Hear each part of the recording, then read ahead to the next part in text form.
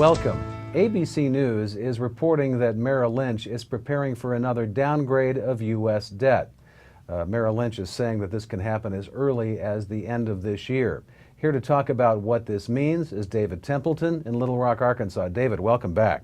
Thanks, Scott. It's great to be back. So, with Merrill saying that this could happen fairly quickly, what does that mean for the consumer? Well, Scott, any bonds that are issued have a rating, and whenever a bond is issued, the rating is based upon the full faith and credit of the issuing company, whether it's a government or whether it's a company.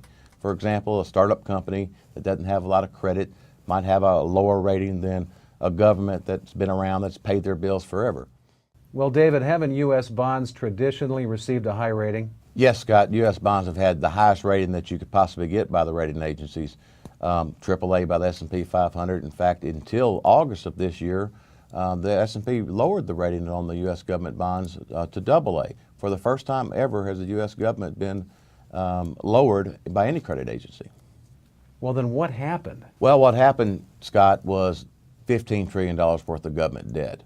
And the companies and countries that are buying our debt, basically lending us money, didn't have a lot of the faith that we'll be able to pay back our debt. The S&P 500, for one example, said that if we keep on continually loaning money, borrowing money with no means or no ways to pay it back, the credit agencies simply said, we're in too deep. We're not going to be able to pay this debt back. Something's got to happen, and there's not been anything that's given any credit agencies any reason to believe that we should go back to a AAA rating. I think that's why Merrill Lynch is mentioning now that there might be other credit agencies lowering our ratings. Well, David, what do you think is the solution then? Well, Scott, I know several solutions, but let me tell you what one solution is not. Politics is not the solution. Politics is not going to solve this problem.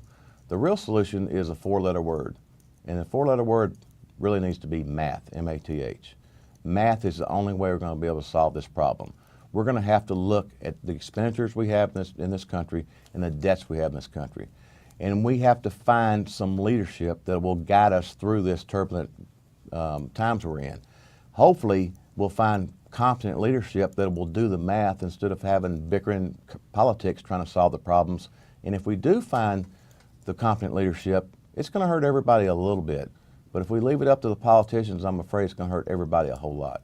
Well, for those people who are at or near retirement, what does all this mean? Well, if you're at or near retirement right now, the first thing I would consider is the market is still going to be quite volatile until we figure out some kind of solution to this.